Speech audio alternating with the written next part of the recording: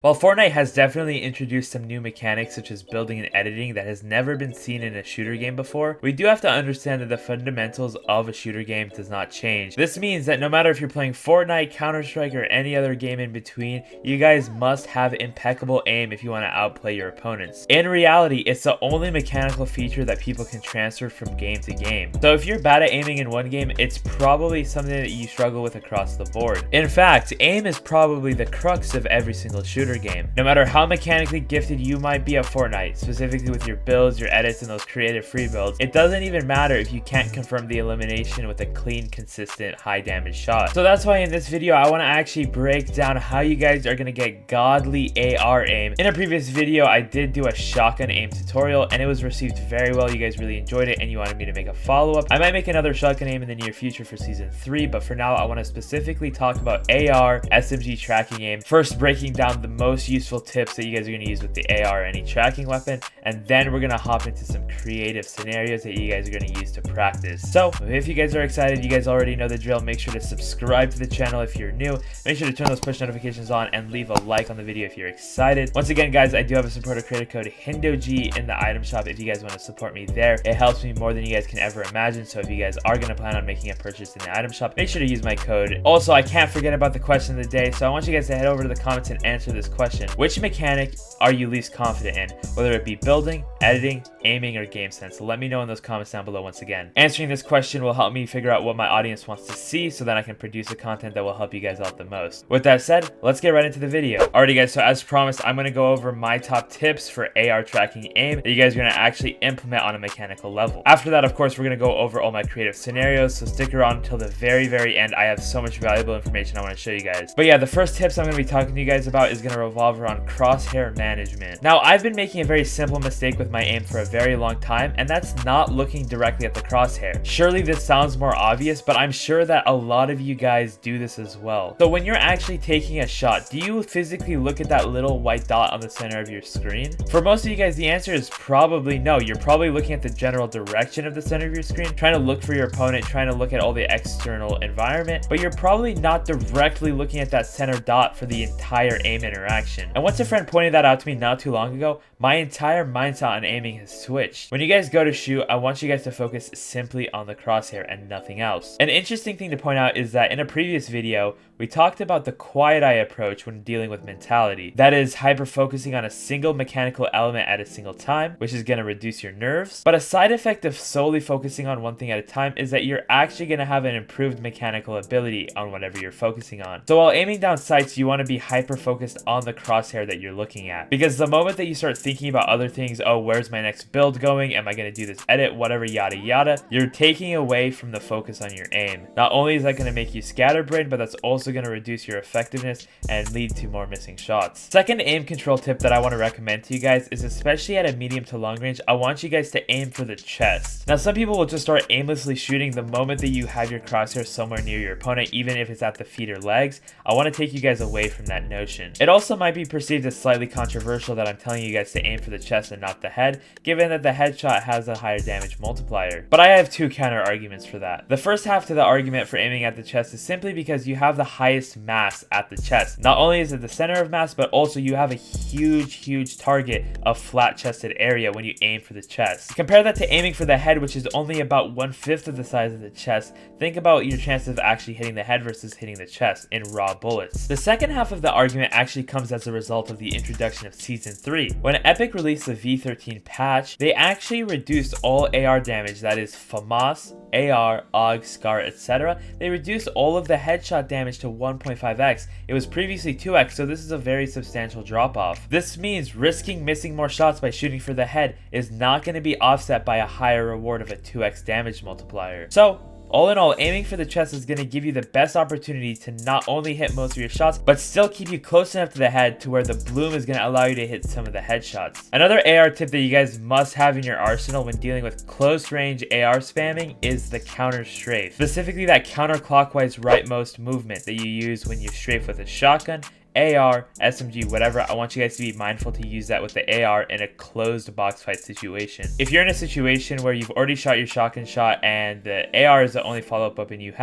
you must be rotating to the right if you guys want to aim properly. Not only does this keep the better half of that right view model towards your opponent, but it also makes your opponent harder and harder to actually shoot you back. Remember, Fortnite's a third-person shooter, meaning that you guys have to keep your opponent on the right side of your screen if you want to have that higher view model. Rotating in this way gives yourself that angle and actually does the opposite for your opponent. So before we rotate into the next half of the video, pun intended, I want to make sure that you guys have these tips locked down such that when we go to our aim training map scenarios, you guys are using the best practices. Alrighty guys, so for the rest of this video, I want to be talking to you guys about the actual aim map that Mongraal uses, and this came out earlier this year. It's by Scavox, and it's one of the best maps in the world that's been finely tuned. And I really enjoy it. I've been using it recently, and let me tell you, I think it's improved my aim, and I think it'll improve your aim as well. And you're instantly greeted by a bunch of different scenarios that you can toggle to. When you head over to the right over here, you're actually going to see about 15 different scenarios that you can click on, and this will each take you to a different part of the map where you can aim train different parts of your aim. So whether it be ascended tracking, descending tracking, close range, mid range, and long range. This is why I'm only recommending one map to you guys and not multiple, because there's literally 15 maps within the one map, which is really cool. This is like a hub for a bunch of different maps. Alright, so let's hop into some different scenarios.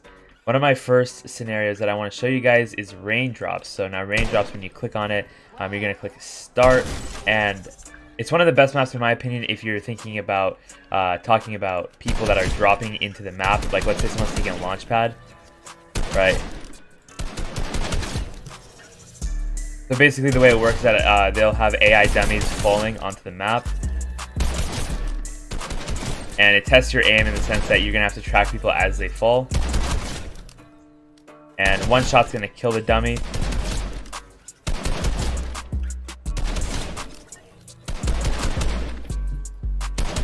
Alrighty guys, so once you're actually done, what you're going to want to do is hit reset so that the players stop dropping, and then you want to hit back to the lobby. Because if you hit back to the lobby without resetting, it's not going to actually work. So you're going to want to hit reset, then back to the lobby. Alrighty, so the next one I want to talk to you guys about is Tile Frenzy. Tile Frenzy is one of the staple maps in all of aim training, whether you're doing Kovacs or in-game aim trainers. You're going to be definitely met with some sort of Tile Frenzy, where basically it's flick tracking. So you want to flick over to the next target every single time.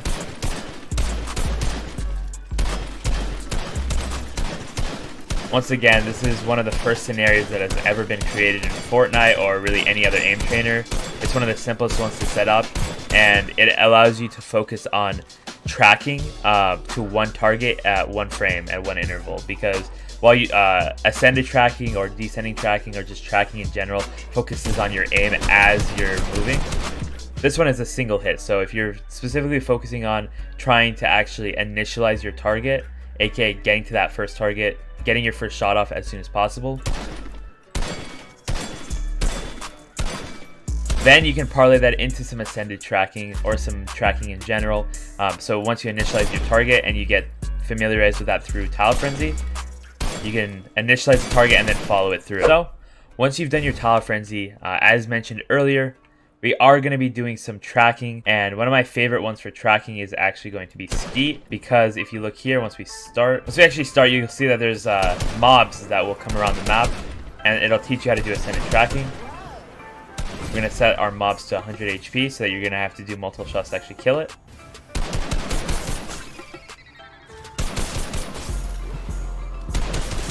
So something that I want to make you guys aware of specifically, another tip that I want to talk to you guys about, is the fact that if you guys notice, I'm not actually zooming in the entire time.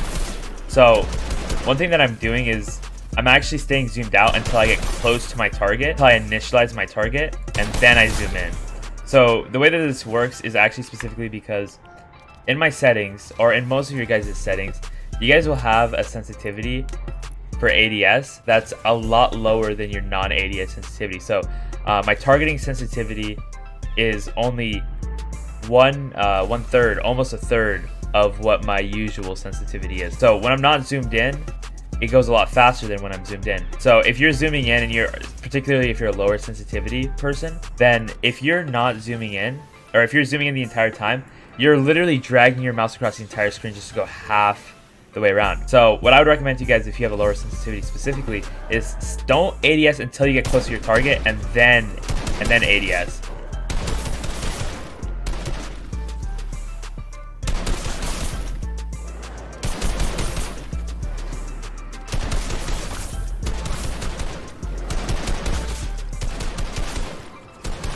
So I only showed off 3 of the 15 scenarios for obvious reasons. I don't want this video to be 30 minutes long, but you can hop in and check out all the scenarios for yourself. I just wanted to give you guys an idea of different types of aim training, aka single tile, single frame tracking, or ascended and descended tracking. All the other scenarios on that map are pretty solid as well. I've gone through all of them, and all of them have, at least in some way, some benefit to your specifically AR aim. So I want you guys to not only take the tips that I told you guys earlier in this video and actually apply it to your practice. Go ahead into the server. You don't need to have an opponent. It's literally just you and a bunch of AI. Go in and practice your aim using those tips, and you guys are surely going to improve your aim in no time. So that's going to be the end of the video, guys. Hopefully you appreciated the content that I put out for you guys. So once again, if you did make it to the very end, if you're not subscribed already, what are you guys doing? Make sure to hit that sub button. Also, leave a like on the video if you made it to this point as well. Once again, I do have a supporter creator code if you want to support me. Code hindog in the item shop. With that said, I think that's all I have for you, ladies and gentlemen. So I'll see you guys all in the next one. Peace.